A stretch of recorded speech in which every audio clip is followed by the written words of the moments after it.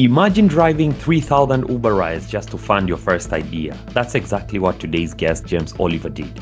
He turned the Uber hustle into Atlas Bar, a clean protein-packed snack that went from his parents' dining room to millions of bars sold across 2,000 plus stores in the US alone. Welcome back to the SelfSeed Podcast, where we plant seeds of growth through real stories of resilience and personal transformation. Now, if you've ever wondered what it looks like to bootstrap from nothing and stay true to your values while scaling, you're in for a treat. All right, James is here already, and James, James, you started from that aspect of you had frustration with some of the ingredients in the market. They are you listed them as unclean. You know the problem with the ingredients, and later on you went to do an Uber. Almost 3,000 hours I read that you did on the Uber, and then you landed up from making $39,000 to 1 million in 2 years. That's superb. And then you to prove the effectiveness of your product, you even did a 100-mile run.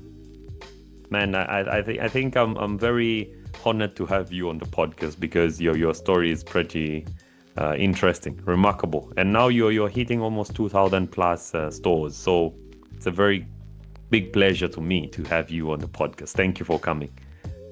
Thank you for having me, and I'm looking forward to talking.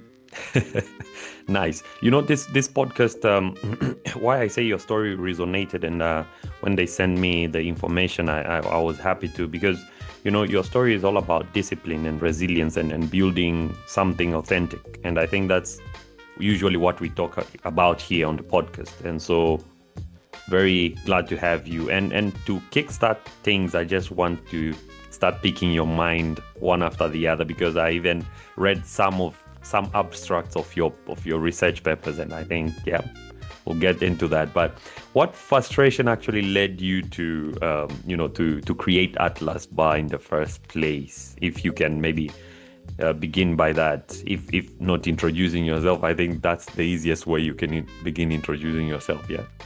Sure. Yeah, it's very simple, and it actually relates to China. You mentioned that that's where you're located right now. Yeah. I was going to go over there for about 6 months, and at the time I was very into, I still am obviously very into nutrition and fitness, and I wanted something that was nutritionally sound, so was based on nutritional principles that are really timeless. So high protein, low sugar, clean ingredient. Basically, I just wanted real food that was portable, that I could eat while I was over in China for an extended period, because I knew that when I was going over there that my diet was going to look very different than it did in the States. And I anticipated that in particular there's going to be less protein than I was used to, more carb based, more rice, more noodles, more buns, and I had a lot of that when I was over there.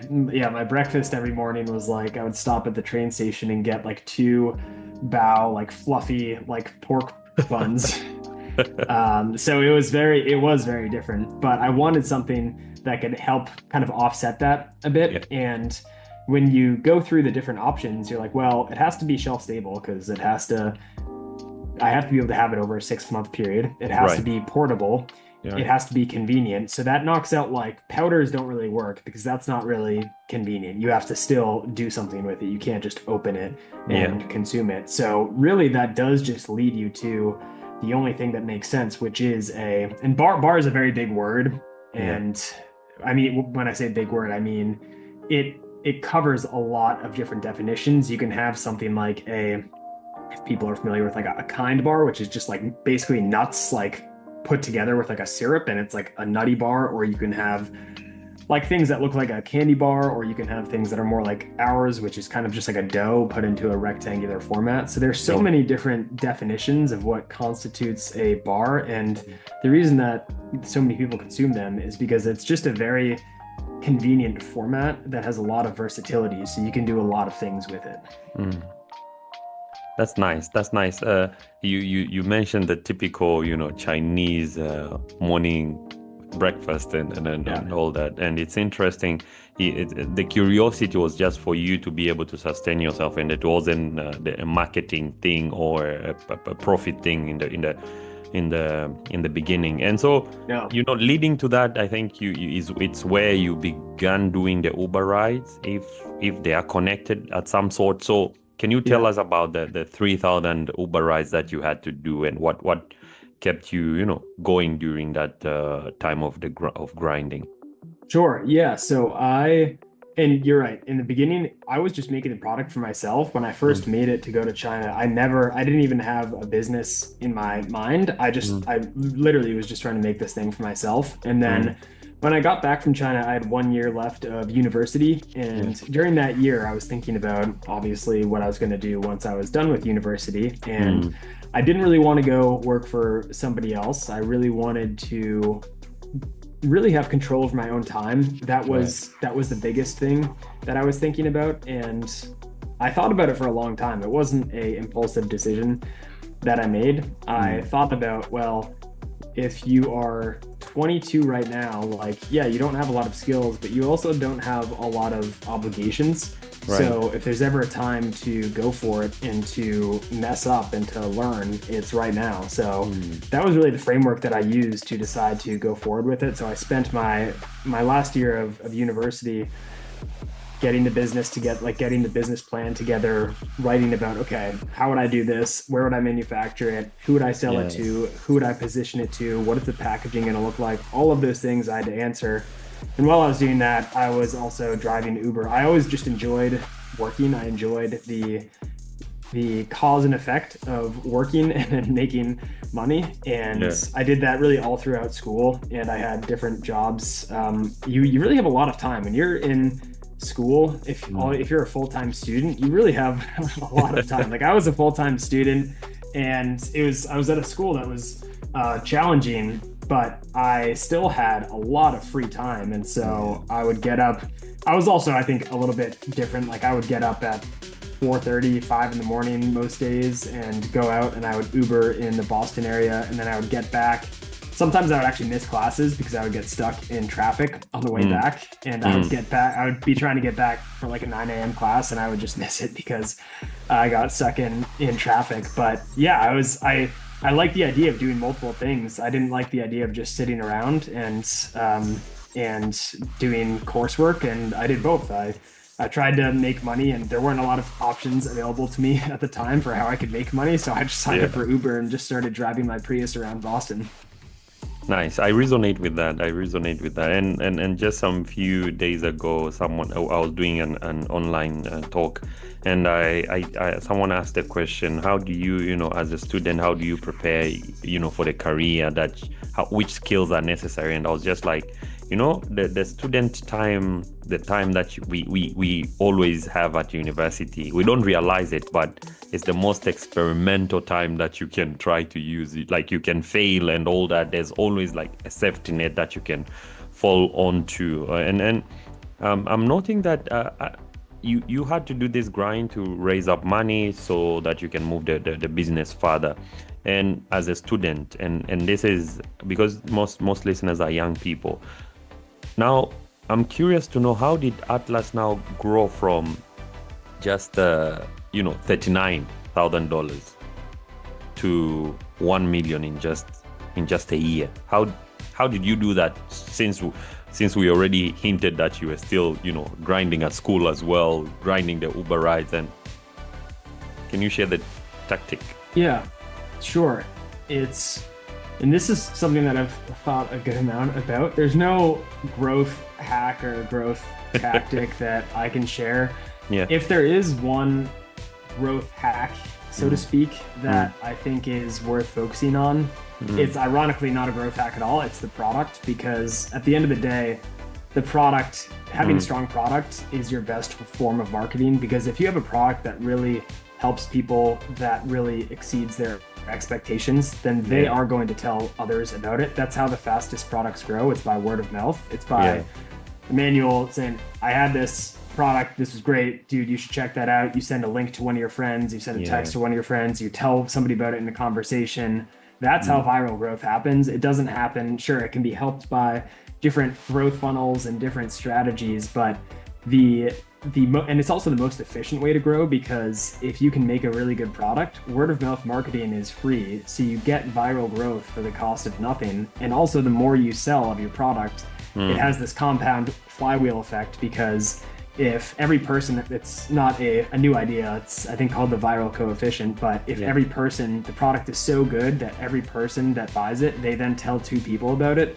well then if you go out a few cycles with that, you have the first person and then they tell 2 people and then you have 4 people and then 8 and then 6, and it grows geometrically. And so I think what I had and what allowed me to be successful is, one, I was a consumer of the category, so I understood where there was a gap, because I didn't just like wander into the category. I had been consuming it for a long time, and because I kind of knew what the competitors were and what the current offerings were, I also knew where there were gaps. And so when I designed the product, I was very intentional. I didn't just slap something together and was like, well, this tastes good, I'm going to go and try and sell it.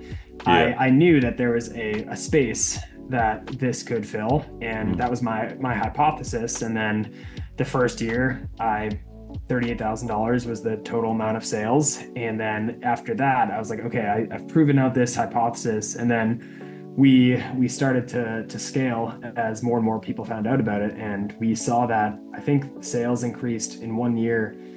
They 10x'd from January to October, which is not, if that ever happens, that is and we weren't doing any crazy kind of marketing. We weren't doing anything. That is what you really want if you're starting a business. Is, I would define it as like push and pull, where push is you're spending a lot on marketing, you're doing a lot of pushing, where and it's not necessarily a bad thing, but you have a lot of advertising, a lot of outbound to make people aware. Pulling is when your product is so good that people they're actively seeking it out. They're trying to get it. You have pull from the market, where they're literally pulling your product off the shelves. Like, there's a good example that I would give is in my home state of Massachusetts. There's like a brewery where they make beer at, and it's really inconvenient to get to. It's like 3 hours away from like Boston, but people will drive for hours to go there because you can't get it anywhere else. So that to me is a really good example of pull, because people are they want the product so badly that they will be inconvenienced with a 2-hour drive to go get it. That's when you know you have a very strong product that people like. They will do anything to come and get it. Exactly. Exactly. I'm noting 2 things. One thing is the product, the product market fit. The product is like something that is always pulling people, and at the same time as it is pulling people, the word of mouth, you're not even making efforts. It's the people doing the market for you, because the product is already attracting them. Powerful. Now I'm also along the line, I'm pretty sure you were tempted, or people came in, as they always come in, investors and all that, and they want to put in their money into your business. Why did you decide that I'm going to go on this solo journey? I'm just going to grow my business organically without outside investment. And at the end, how does that shape the Atlas's DNA to this point? So it's a good question, and I don't think there's ever one right or wrong answer in terms of taking investment or not taking investment. I think it entirely depends upon what your goals are. I think what's really important is that in the early stages, and I'll give you an example that demonstrates how important this is, a very well-known example, but it's very important. The more of your business you can own, especially earlier on, it has a very strong compound effect down the line. So the example that I realized, because I was listening to a podcast on this, and I didn't realize this until I heard it in the podcast. There's a podcast on Microsoft, and Microsoft, it started, they never really raised any investment, which I didn't know until listening to this podcast. They took on one round of funding, but they didn't need it. They took it on really because they liked the venture capital who was trying to invest. And by the time the company IPO'd, Bill Gates owned 49% of the company. But at the time that he ended his time as the CEO, the company had about a $400 billion market cap, I think. So he took it from 0 to 400 billion. To 400 billion. Right, I think it's right around there. The numbers might be plus or minus a little bit, but it's right around there.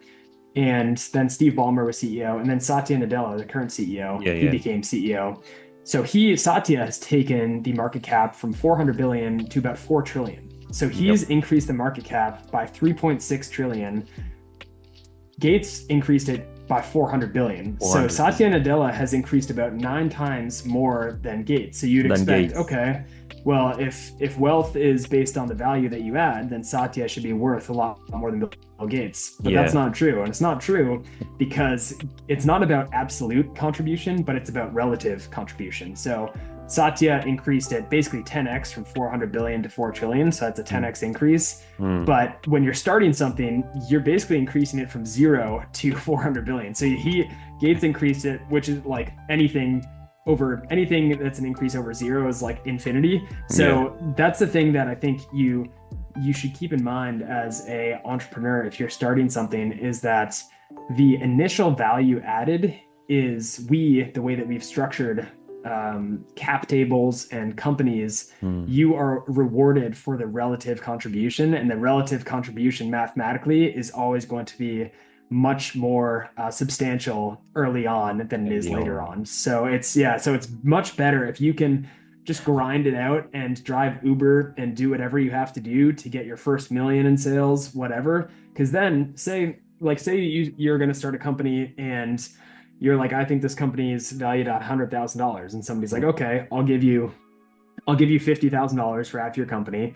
Okay, you're selling half your company for $50,000, but if you figure out a way to gut it out where you can justify a valuation of $1 million, then you can raise that same 50,000. But now instead of giving away 50% of your company, you're giving away 5% of your company. 5%. And I think too many people, they look at, and I think our culture has done a disservice here where fundraising is seen as a goal, and fundraising is not a good thing. You're selling your company. You don't want to sell your, it's a means to an end, but it is not the end. And I think a lot of people confuse it for being the end when it really is a means to an end. And that end really should be to grow the most robust, profitable, cash flowing company that you possibly can. And if you need fundraising to do that, that's fine. But the goal should not be to raise a Series A investment where you give away where you sell $5 million worth of your company and you end up with 10% of your company. That's not what the outcome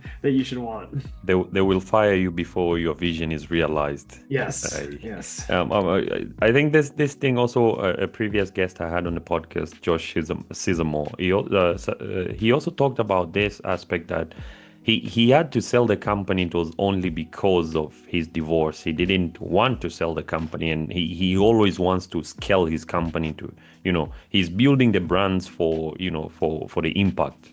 And it's not necessarily that we should build the brands only to, I just want to raise. And everybody thinks it's cool nowadays, as you say, the culture has ruined that. We feel like success is by, having many rounds and all that. And I'm also noting that in this period of growth, there was possibly challenges now along the way. So what do you think, in your perspective, what were the hardest challenges that you have, faced from, scaling from the kitchen table in your parents' house, and to retail shelves nationwide? What have been some challenges that you can highlight in your entrepreneurship journey? So I'd say there's 2 challenges that come to mind. One of them is operational, and the other one is more psychological.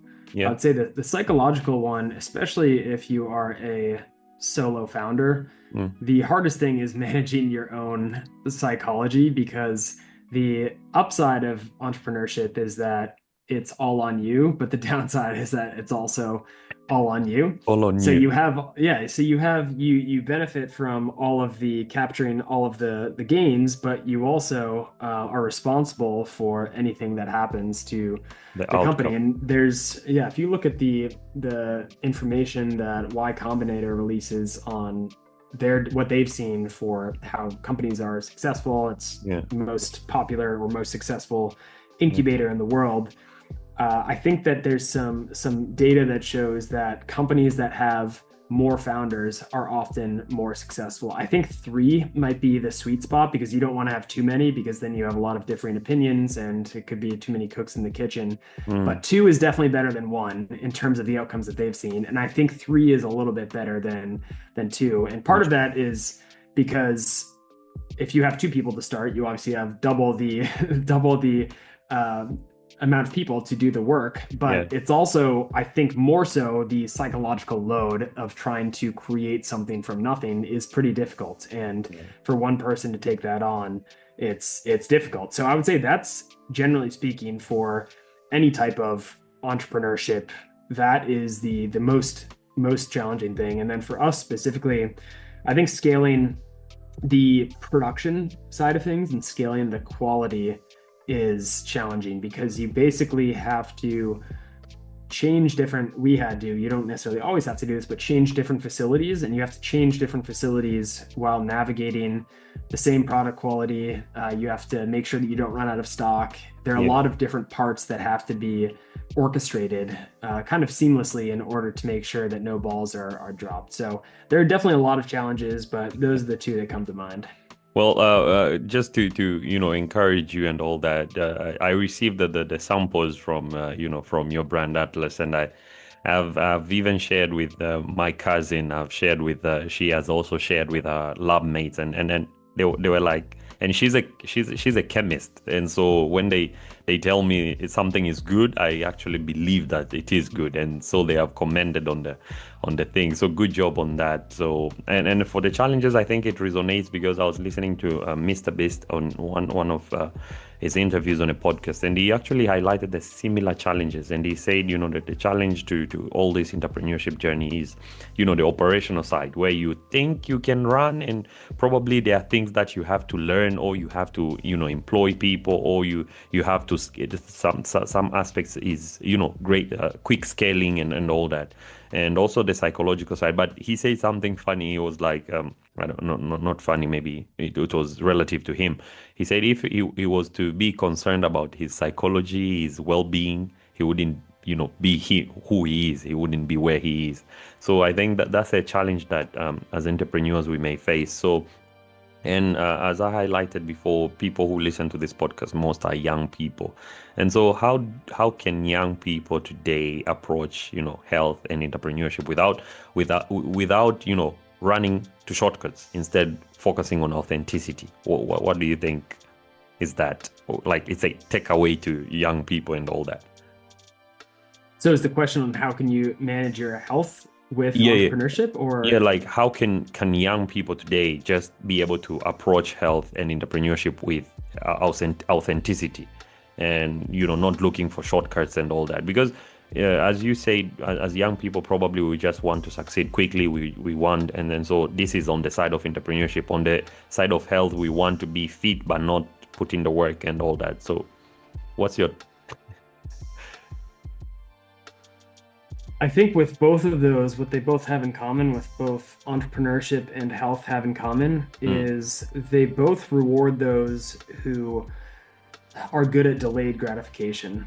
And by that, I mean, with health, you can go to the gym for a day, you're not going to see any benefit. You can go for a week, you're not going to see any benefit. You might even go for a month and you aren't going to see any benefit. So you have to believe that you have to be okay with doing something. It kind of is challenging because we live in a world that's governed by cause and effect. Yep. And the effect you don't see, there's a delayed effect. So you don't see the effect. You put in the time, you lift the weights, but you don't see the benefits of it until 6 weeks, 8 weeks, a couple of months later. And so I think that's challenging for our minds to navigate. And that's why instead it's so much easier to do these other things that have immediate effects. It's easier to scroll Instagram because you get the immediate effect of doing that. It's easier to eat food because you get the immediate payoff of doing that. So it's really the challenging thing is, and also there's a bit of an opportunity here because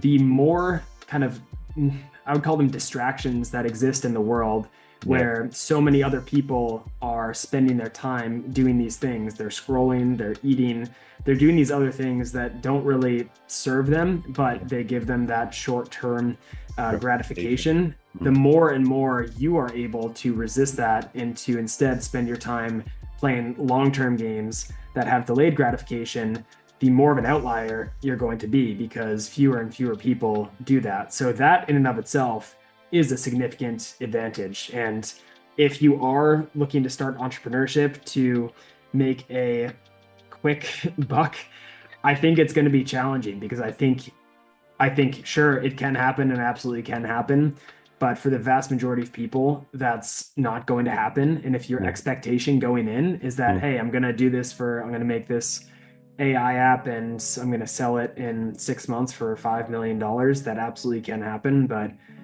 for the most of us, it's not going to happen. And you have to acknowledge that, yeah, I'm going to put in a lot of work. Like I don't think I paid myself for 3 years, maybe 4 years. So I put in a lot of work, a lot of sacrifice on the front end that you don't really see the benefit of for a long time after that. And that's a hard thing to do.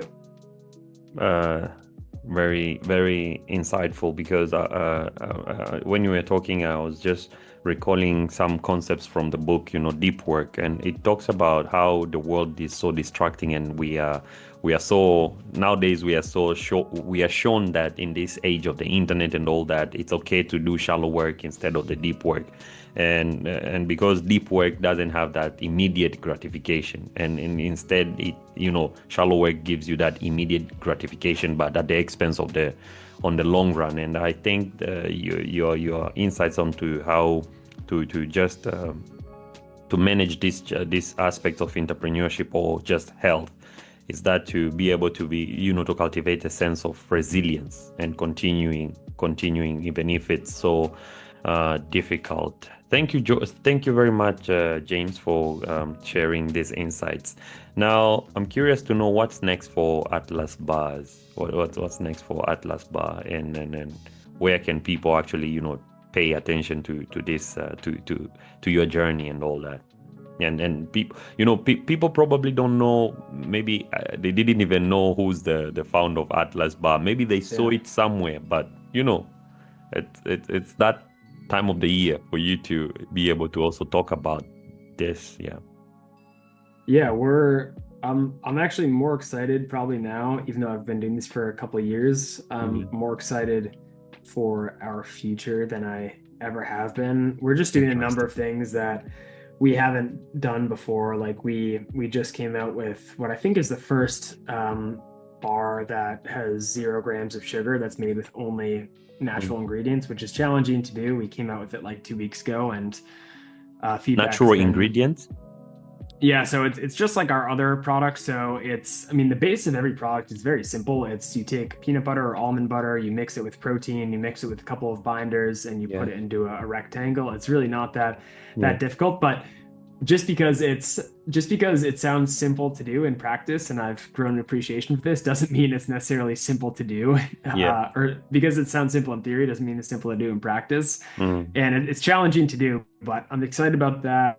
We are also doing a lot more on the clinical side of things. We just wrapped up a clinical research study with the product that I won't yet share the results of, but I was very happy with how the results came out, because they validated a hypothesis I had about the product and something that I suspected, but now we have the clinical data to support it, and we'll be evolving the brand into a new direction that I don't really think exists yet as a food product. That you mentioned the papers before. That's part of it. Is I'll be writing a couple of papers that kind of establish like what this direction is and why I think more food needs to go here in order for the country, the US in particular, to not have as many chronic issues.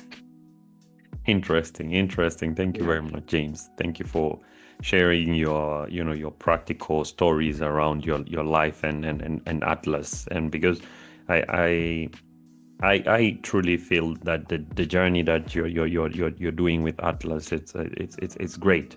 And I'm just curious to this is like an add-on. And did you study like this chemical stuff maybe, or food and nutrition or something, or how did it sprung up that you know?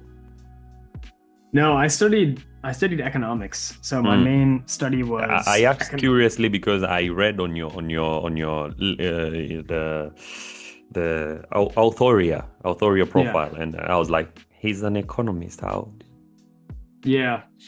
Well, the reason that I studied economics wasn't for the money side of things and the economy side of things as much as it was I wanted to be trained the way that economists think, the rationality behind it, and Yeah, because when you study the economy, you're essentially just studying a very enormous, very complex system, right. and I just wanted to basically spend more time studying that. And it might sound very different. You might say, well, what does economics have to do with nutrition? What is like how can those two things be similar? One, I was Yeah. very curious anyways about nutrition, but you'd be surprised at how many parallels there are between uh, when you study one system and how you can apply it to a another I another agree. system. So yeah, it was really for the mode of thinking and the style of thinking Mm. that thinking in economic terms helps you see the world then. So it was more I was trying to get a lens more so than the actual subject material, if that makes sense. It does make sense because I just chipped in the question, not necessarily to to try and do something opposite, but I just chipped in because I also have a similar experience of you do one thing yet you are doing something else. And I like that you highlighted that you just wanted the economic way of thinking, how economists think. And in my side, I like the way engineering works, and so Yeah. I picked the engineering side. So I think we are relative on that, and I'm very happy to hear about that. So well, that's about the podcast. That's about the SelfSeed podcast. And if you have anything else that you can leave the listener with, if you can leave, let's say this is a younger person or it's someone in our age range or something, and he has been listening all this while, if there's anything additional you can surely input. Yeah, there's one thing that I think is helpful. It was helpful for me when I was young, Yeah. and it's if you're on the fence about doing something Mm. and maybe there's anxiety, maybe there's fear that's keeping you from doing it, a helpful exercise to do is to think forward, think to when you're 80, 90 years old, and think back. Imagine yourself as 80, 90 years old, nearing the twilight of your life, and think what will you regret not doing? Will you regret not doing this? And if the answer is yes, if the answer is yeah, I can feel viscerally that if I'm 85 and I'm thinking back and I'm like, man, I wish I just had done this. I wish I had just taken that risk. I wish I had moved there. Mm. Then you should probably do it because life is short, our time is finite, and you may think that you're young, that you have all the time in the world, but it goes quick. I feel like I blinked and I went from 20 to 30. It goes quick, so make the most of it. Magical in a flip of a finger and snap of a finger, and everything changes. I think I also resonate with that. That's why I'm very happy today because I'm noting some things that we have a similar trait. And in my life I have that essence of one of the things I hate the most, or when people ask me what do you hate the most, I think is regret. I hate having the regret that I didn't try or I didn't do the idea that I had and all that. So thank you very much for that wisdom peel at the end. And yep, that's about it for today's episode. And if today's episode inspired the listener, I'm hoping that it inspired the listener as it has inspired me. I think it's appropriate if we share it with someone else. We share it with someone else who is actually hustling on their own journey. And we should, I think from all James has shared is that small beginnings, when fueled with discipline and the sense of authenticity, they can all grow into extraordinary stories. So, yep, for the listener, don't forget to subscribe. And Atlas Bars, it's atlasbars.com, correct? Because Yeah. I didn't hear you talking about Yeah, where they sorry. can get I should there. have talked about it more. It's atlasbars.com or Amazon Atlas Bars. You'll probably see my face come up. Yep. Thank you very much, James. Thank you for being on the podcast. And to the listener, thank you for, joining today. Until next Tuesday, keep growing, keep leading, and keep planting the seeds of the future. Appreciate it.